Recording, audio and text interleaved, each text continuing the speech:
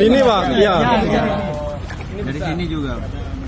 Viral di Rut PDAM Bangkalan naik rakit saat tinjau banjir, ini sosok Sejobirin Hasan. Berikut ini sosok Sejobirin Hasan, di Rut PDAM Bangkalan yang viral naik rakit saat tinjau banjir. Ramai sebelumnya, video Sejobirin Hasan saat naik rakit diunggah sejumlah akun Instagram, seperti @undercover.it. Pada rekaman terlihat di Rut PDAM Bangkalan itu duduk di atas rakit bambu.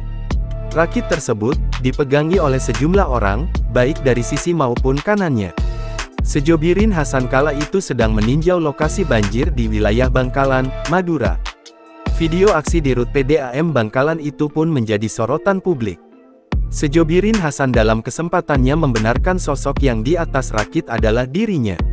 Ia juga menjelaskan, orang-orang yang memegangi rakit bukanlah warga sekitar.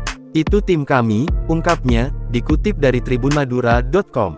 Sejobirin Hasan membeberkan, banjir dari luapan Sungai Tangkel membuat pompa-pompa dan reservoir milik PDAM Bangkalan terendam air. Hal ini, tentu berdampak ke distribusi air bersih ke para warga.